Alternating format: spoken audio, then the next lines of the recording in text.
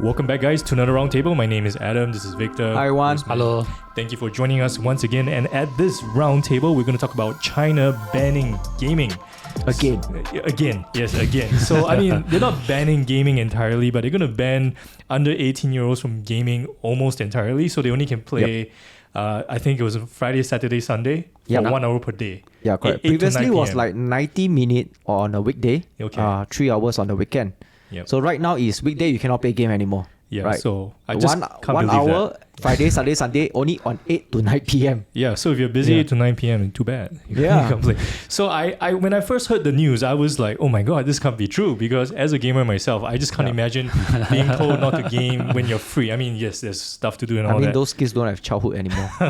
So my friend was actually the one that texted me this news, and I was like, imagine 20 years ago, and this ban was happening. I'll be like, wow, this would be like...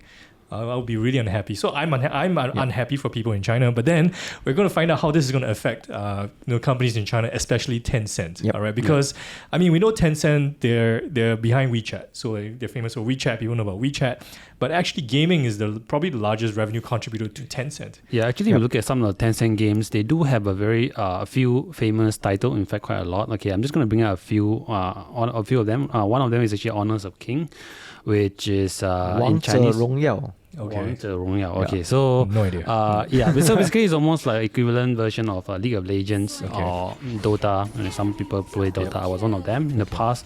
It's kind of like games that is quite addictive, like. You team up with your friends and then you go and kill your enemies, fire on fire, right? Yeah. So that itself, I think that in China they have about close to 100 million users a day. Wow. That's the whole population. That's the China market, man. Yeah, it's almost whole population of Philippines. Everybody's just playing the games in China, right? That's a good analogy.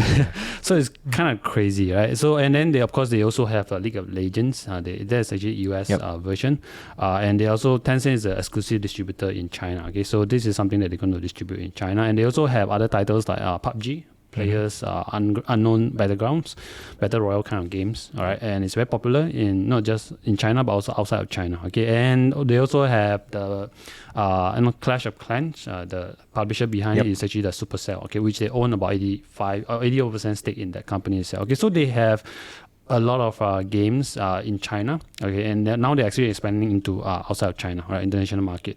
So in China, if you look at the number of gamers in China, I think they have close to about 665 million, okay, based on the numbers that published by Statista, right? So about 600 million gamers in China, okay. And what's the population of China? 1.4 billion. 4 billion. So that's about 50%. Yeah, almost, right? Yeah. So in China, there are a lot of gamers, right? And Tencent commands about 51% market share based on 2019's data. And NetEase is also another big players over there. They command about 16% market share, thereabout, right? And the rest is, of course, smaller other players. Yeah, so in terms of the number of gamers, people who play on PC or mobile, I think mobile actually is the largest in terms of market share, or about close to 2/3, thereabout. 2/3 of people play mobile games? True, play games through mobile. Wow. Okay. Is that really a game to you? Yeah. Mobile games, I mean, no, mobile games are not really games. But I do play mobile games myself, but I can understand why mobile games are so popular, because you can just whip out your phone when you're waiting for the train or something and you just start playing. And a lot of the games are really addictive and they're really different from the way console games and PC games are made. So I can see why they're so popular, but yeah, I don't think they're real games. And the games are... Son of a bitch. Games are all very short. Yeah, right. Yeah, but it's designed for a mobile. So this is basically Tencent. I mean, you're saying Tencent has a lot of games. I know famous titles there. Yes, yeah. So how is this going to affect Tencent? I mean, how much percentage of revenue comes from gaming for Tencent? I think if you look at the revenue by segments, you look at maybe the second quarter of 2021, the gaming side, okay, they actually accounts about 31% of the revenue, right? So it's about almost 1/3 of it actually comes from the gaming. Okay, so this gaming, of course, not entirely everything comes from China. About 1/4 of it, all right, 25% actually come from the international market. Yeah, so, and of course, when they announced that they're going to ban the gaming, I mean, there are some news articles that you come across that the regulator tell the Tencent and NetEase to not focus on profit for their gaming division is not entirely true, right? They are just purely saying that, minor under 18s, companies like Tencent and NetEase should not make money out of it. Okay, so this actually leads to a big fall on the day when the news came out. Okay, so but if you look at those minor under 18, it actually accounts about less than about 6% or less as of fourth quarter of 2020, according to Tencent. So if we were to, let's say, be strict about it, and then we remove entirely the revenue coming from the minor under 18 years old, which is about 6% of the 31%. Okay. Yep. Or maybe in fourth quarter of 2020 is about 29%. Okay. Yeah. So it's going to be an impact for Tencent as a whole. It's going to be a low single digit. Yep. Right. So when you say it's a 6% of revenue for the under 18, do you mean 6% of like 6 percentage points of 31% or 6%? Okay. Of 100%. 6% of their gross gaming receipt. Oh, okay. So, so basically it's 6% of the 31%. Okay. Right. So it's not that 31%. So it's not percentage points. No, it's not percentage point. So, Yeah. so it's 6%. So it's even of that, smaller right? than that. Okay. Yeah, if you account from the overall revenue So itself. it's not really a lot.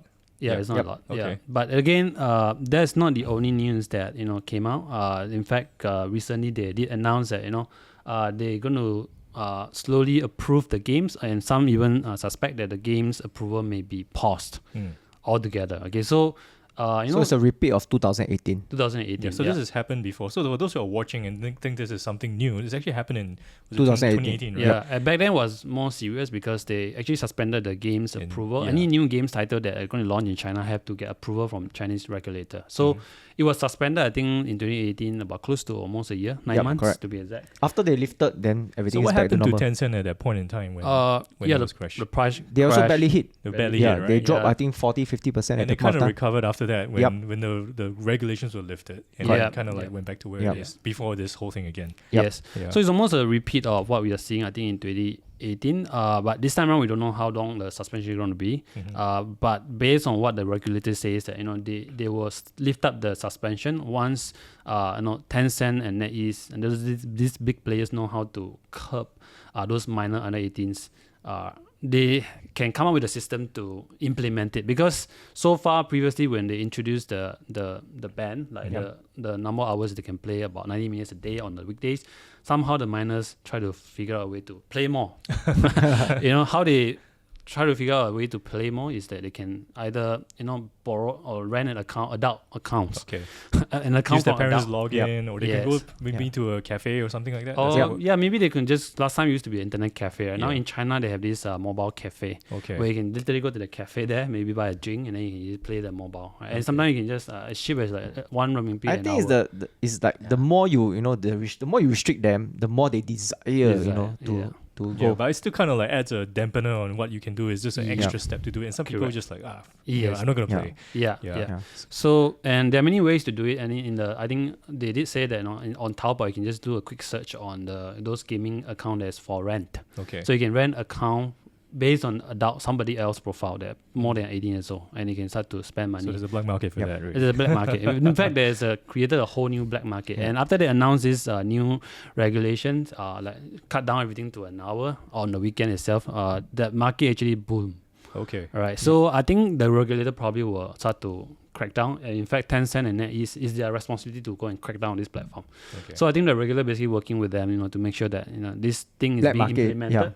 And basically they can roll out this scheme right without any loopholes. Actually, I can understand why the government is trying to ban all this, Yeah. right? So if I got the stats over here, like you compare it with different countries all around the world, where adults or maybe above 18 years old are gamers, right? In China and other places, right?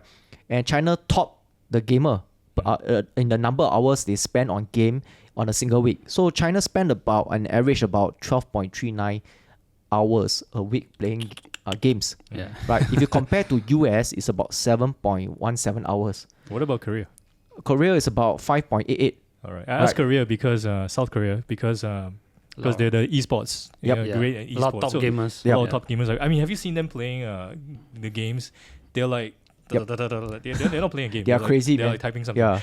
They're the best at games. So Yeah. only 5 hours per week. Yeah, 5.88. Right. The global average is about 8.45 hours. Okay. So you can see that China is literally more more significant a lot compared to the other country. So I think China don't want their country, to the kids grow up, everyone become a gamer and make money. You're not a productive member of society. You're just like sitting there gaming. So that's why the Chinese government has called it. And now a lot of their esports are paying very well. They can become millionaires just by playing esports. But not everyone can become that. It's really tough to. So they don't want to encourage this type of behavior in China. Yeah. Right. So China has got the numbers basically, right? And it's also a very competitive market.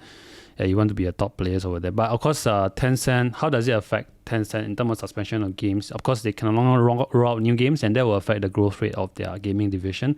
Plus, now you have minor under 18 can no longer do the tipping. In China, you have all this kind of live streaming where they can tip the host or basically they can earn a lot of money. Okay, so now they're going to cut down for minor, and minor are also not allowed to pay basically buy games, right? So that will affect their sales, and plus they don't have new games coming in. Perhaps you may see a decline of gaming division. Okay, if this thing were to prolong, right? So until the lifting of the banning of the suspension of games start to lift up, the growth will not come back. Of course, having said that, they do have an international exposure. Like I said, 25% of the revenue comes from international market, and they are expanding aggressively this year. Okay, I think in the first half of 2021, they have actually did quite a number of deals. I think 30 over deals. Yeah, maybe I can give a perspective of this, right? So the clampdown came in 2018, and since then, right, in 2019, right, they actually invested in, or they acquired 31 companies regarding the games, right? And in 2020, they acquired 31 companies, which is 3 times more than in 2019, right? And out of these 31 companies, right, 8 out of 31 of them, which is about 26%, are all overseas game developers, or games, right? Then by this year, 2021, just based on May 2021, right, they already closed about 51 video game related deals already. Yeah. About 12 of them is, about 24% of them is actually overseas game player. Okay, and after this May, right, they actually do 3 quite big acquisition, which is in June they bought, actually they have a minor stake in this game company called Jaeger, but they increased it to majority stake. And 2021 July, they acquired the Sumo Group for $1.27 billion. And after they announced that, 1 day later, they announced that they're going to acquire Stunlock Studio, right, a Swedish gaming company. So they are, spending a lot of their money acquiring overseas gamer, and they already say that they target that like Rusmin said, 25% of their gaming revenue came outside of China, and they expect to push it to 50%. Yeah, and this international market is growing very fast. On the year-to-year basis, based on their second quarter 2021, is growing at about 37% a year, which is pretty rapidly. And based on the number of deals that they have done so far this year, I think it will probably continue to grow at that kind of pace, 30-40% kind of format. And I think the management already have the intentions to go outside of China, because in China they are facing a headwinds in terms of regulatory. So that's why it makes sense for them to go out. And by going out to the outside of China, they actually triple their addressable market for gaming division itself. So actually the world is much bigger as compared to I think we must China. all understand that Tencent is not only gaming. Like Rusmin mentioned, it's about 30% of the total revenue. And if you look at in 2018, let's flash back a bit, right? So when the gaming was hurt, they stopped the approval of the game. Right? So Tencent focus was not on the game. Why they are able to recover at that point of time is because they have neglected the advertising in their WeChat for many years. And because of the game clamping down, they focus a lot on the advertising. And at the point of time, they hit a lot of record performance, on the advertising, which eventually the share price will go up. So actually, we must understand, Tencent is just not only game; they have other business inside. So today they are a lot more diversified as compared to 3 years ago or even 10 years ago, right? So back into let's say in 2017, more than 40% of revenue actually come from gaming. Today is only like 31%. Okay, so it has fallen. Okay, it used to be about 50% in 2011. All right, half of it. Yeah. So just to summarize, what I'm hearing is that yes, this gaming ban is happening in China, but it doesn't really affect Tencent that much because like 6% of gaming revenue.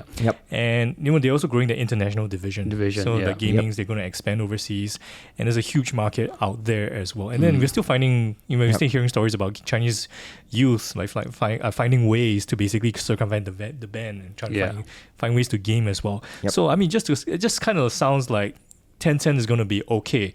So, but as a view, I mean, you're a Tencent shareholder ourselves. Yep. We're all Yes. Tencent shareholders. Yeah. But I want to know what your view is on Tencent shareholders. If someone is an investor in Tencent, what would we tell them right now? I think, of course, there's going to be a pressure, short-term pressure on the regulatory side because they are still implementing a lot of new regulations Correct. in China, and gaming side, I think it will definitely slow down because of the ban on the minor under 18, which is I think is also a big contribution because there's when we play games, usually you start from young, right, and then you train them, and then as you grow older, you still continue to play games. So that part, I think, short medium term, I think gonna face a lot of pressure. So until they can pull off the international market, that to sizable market contribution, I think the gaming part will probably slow down a lot more as compared to other division. Okay, so like I said, Tencent is not just gaming; they also have video. They also have social network, which is their WeChat. I think the only platform in China that probably the only app that you can't live without in China. Okay? Because you want to contact someone, you go through your WeChat, right? And of course, they also have other platforms like Cloud, Tencent Cloud, okay, which is the second largest in China, and they also have WeChat Pay, which is very prominent in China, and yeah, they dominate a lot of other markets or other area. Okay, so they also have a lot of unmonetized models, which is like their division on like WeCom, which is almost like a Shopify of China. They have Tencent Docs, which have a lot of users, 100 millions of users, and Tencent Docs is almost like your Microsoft or maybe Google Docs, right? And they also have Tencent Meeting, which is almost like a Zoom equivalent of China. Okay, so all these they actually have not really monetized yet. They are probably monetizing through selling the cloud to all those enterprise customers. Okay, so they still have a long runway to go. Of course, short-term pressure is still there. So if you are in the market for short term, I think you should be worried because there are a lot of uncertainties ahead. But in the long run, I think all these regulations are good for them, good for the market. And China, of course, they can do whatever they want. Ultimately, what CCP is trying to do is to lift up the entire income of the whole population of China. And if they manage to succeed on that, that will benefit the companies there. Yeah. If your middle income or raise their income, then eventually Tencent is going to benefit, right? Yeah, so Tencent is not just gaming, but I guess we wanted to cover Tencent because about still a huge proportion of the revenue still comes from gaming, and this was going to affect that. So we wanted to cover this for this roundtable. But what we're hearing over here is that when we break it down, I mean, there's quite a diversified company. There's so many other revenue streams that they have, but in the short term, you really don't know what's going to happen with regulations because you can't predict what's going to happen. So if you're an investor of Tencent, I thought this will be a good update for you. Again, no recommendation to do anything. We're just here to just share our points of view. So I think there's a pretty good wrap up of Tencent at this point in time. Yes, of course, not to forget that the regulatory risk is still ongoing, and if concentrate on Tencent, you got to be careful, right? So, I mean, for investing, we usually diversify our portfolio. Correct. And I think the last time round in the past few videos, we talk about this regulatory clampdown is going to be last about 6 months, and that's what the government said. As far as 5 years. So this you're in for the long haul. If you're gonna, so once again, if you're going to invest in any company, make sure you invest to a level of exposure that you're comfortable with, that you can sleep well, and you can sleep well at night. So if Tencent is part of that, and these are the things that are happening, then these are the things they need to consider. But if you can't take the kind of volatility, then you want to consider the China Tech ETF that we talked about in the previous video as well. So do check out our ETF on that as well. We'll just hand up a link or something like that. All right. So once again, I think there's a pretty good wrap up of Tencent. So once again, my name is Adam. This is Victor. Thank you. This is Rusmin. Thank you so much for joining us, and I hope you like this update on Tencent. So once again, if you like our content and our discussion, please hit the like button and let us know. And of course, if you have any questions, put them in the comment section. And of course, subscribe to our channel. Many more roundtables coming up, and we'll love to see you again. So see you around.